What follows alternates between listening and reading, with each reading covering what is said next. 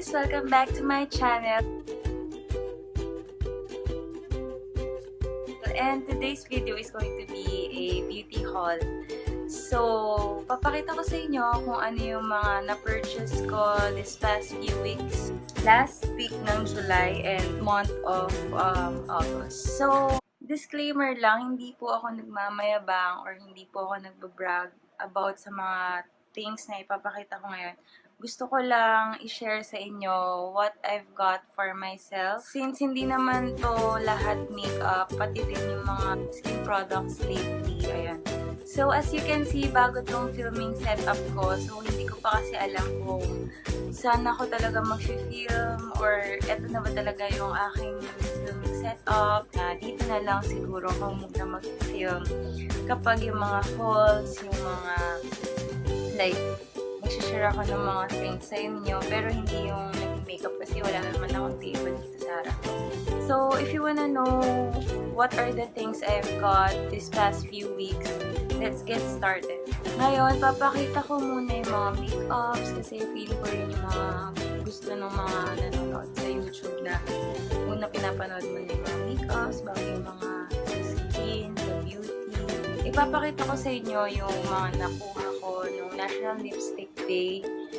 And hindi naman siya madami. Actually, isang brand lang siya.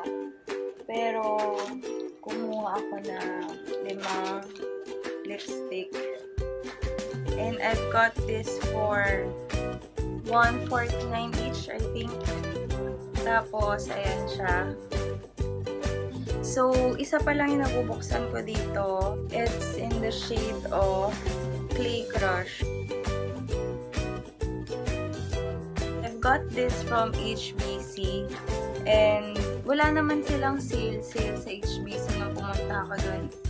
So, this is the Sansan HD lipsticks. And I've got the shade Pale Plum and Nude Brown. Eto, mga na-swatch ko na to pero hindi ko pa sila nagamit. And papakita ko sa inyo yung shade. This is the Nude Brown. Ayan, magsaswatch ako.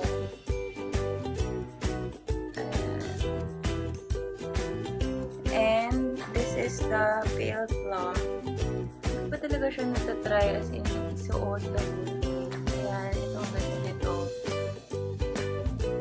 Parang purple. Tapos ito may pagka-pink under ito. Age Defense Long Wearing Mascara. Ayan. Hindi ko pa rin siya nagagamit. And this is in the shade brown.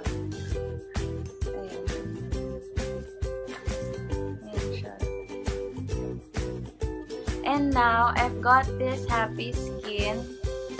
Bili siya sa akin ng mommy ko.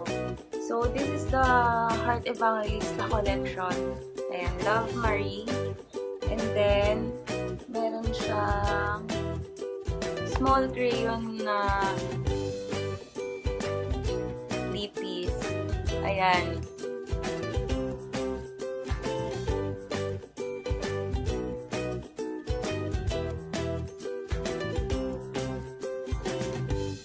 Next, I'm gonna show you yung mga pinabili ko sa sister ng boyfriend ko. Since umuwi siya noong August 4, nakisabay na din ako sa kanya magpabili ng mga makeup doon. So, she got me this Wet n Wild, yung bagong formula nila in Mellow Wine. Ayan, kita mo reflect.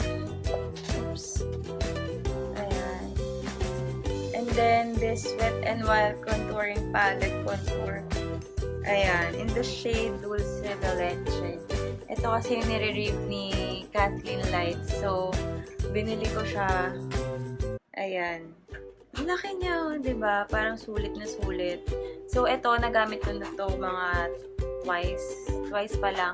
Since sinisave ko nga lahat ng mga bago kong products para dito, para makagawa naman ako ng bagong video na mapapanood ng mga madlang.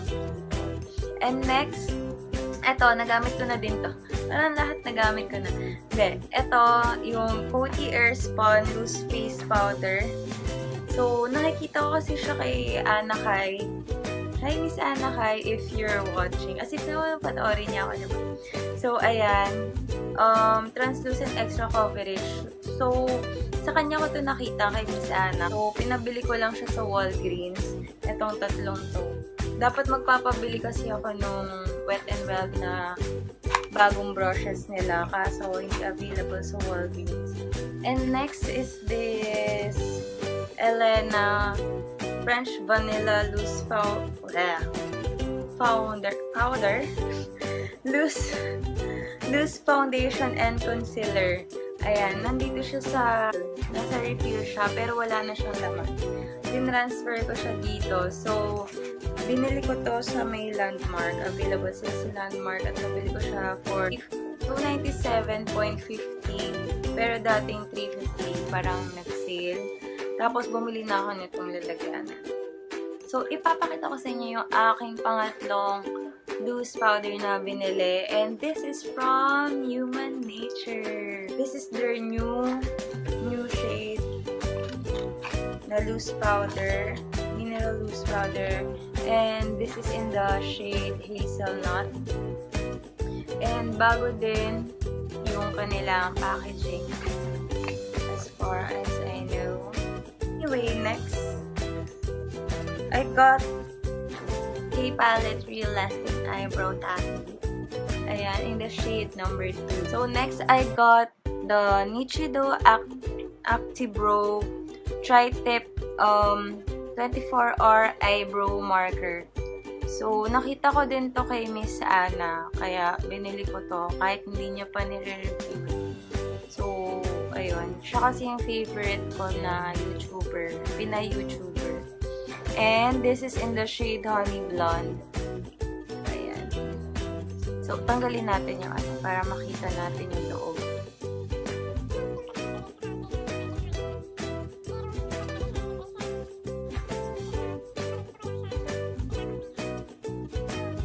So, ganito yung kanyang tip. Nakikita nyo ba? Para siyang tatlo. I-try natin. So, kapag in-light mo, para siyang may tatlong lines. Pero sabi ni ate, pwede naman daw pag ganon. So, I've got this Bobby Cosmetic Dare to Bear Mattifying Face Primer. So, ang cute din kasi ng packaging. Kaya napabili ako. At saka guys, support local. Diba? Parang umaangat na yung mga ating local brands. Next, ito hindi siya makeup pero nabili ko siya sa Daiso. And first, I've got this cotton puff or pads. So, if you're following me on Snapchat, nag-snap na ako about this. Yung mga nakuha ko sa Daiso. So, ito, nakuha ko tong cotton puff. So, bali dalawang box siya for 88 pesos. This is just a square, ordinary cotton puff. Next, I've got this top coat gel look. So, ito yung mga ito-top mo. Iba-iba kasi yung nandoon sa Daiso eh. So, meron sila yung pang mattifying, meron yung pang shine, ganyan. Tapos, ito, yung pang gel. Ngayon ko lang to nakita, so I want to try this. And then, I've got this L'Oreal Infallible Pro Spray. Nakuha ko siya last week, I think. Ayun, last week ko siya nakuha. Etong products na ipapakita ko, these are the products na bigay sa akin ng mom ko since nagpunta sila ng dad ko sa Thailand last week. So, ayan, gusto ko lang siyang i-share. Yung products na to, hindi ko pa to nagagamit. And this is the brand Cotidal. Ayan, Cotidal. So, I think na narinig nyo na tong brand na to. So, originated siya, I think, sa Thailand, pero made in Korea. Tapos, nag-launch sila dito sa Philippines. So, my mom got this pink snail for me. The pink snail for reducing serum for oily skin. Yes, guys, I have oily skin. So, buti na lang, ito yung nagpili sa akin ng mom ko kasi actually, pinabili ko sa kanya talaga to. Merong dalawang snail pink, yung isa blue. Ganito yung lalagyanan niya. It's so nice. And kapag binuksan mo siya, ayan ang lalabas sa inyo. Ang ganda niya, gel type siya since na-try ko siya once. My mom got me this snail DD. Well, sinabi ko sa kanya na tingin niya ako nito kasi nga baka mas mura sa Thailand. Snail DD. Snail Mineral Drop Body DD Cream. Wow, ang haba ng name. Now, let's check the box. Let's check the product. Oh, wow, ang cute. So girly. Ang cute, diba? So, let's check. Okay lang, parang ordinary lotion lang yung smell niya. And, so para siyang watery. If na-try niyo na yung eye wipe na moisturizer, ganon yung feeling niya. Pero, may pagka-white siya. Whitening. Nice. I love it. My mom bought this nail white body booster. I think this is a lotion. Yes, let's open it.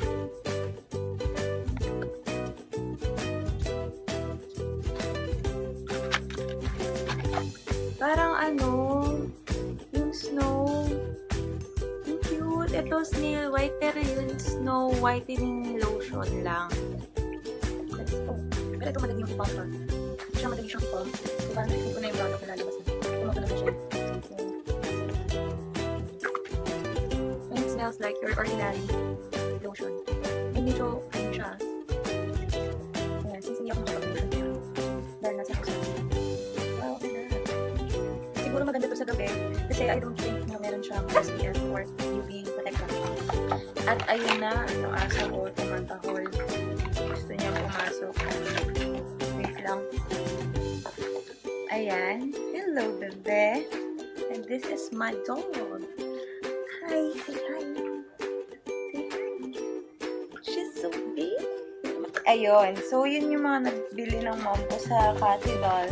And ako naman, bumili lang ako sa Watsons nitong Cathy Doll Water Splash Essence with L-Glutathione. Let's proceed to the skincare naman. So, lately kasi, medyo nagde-breakout yung face ko.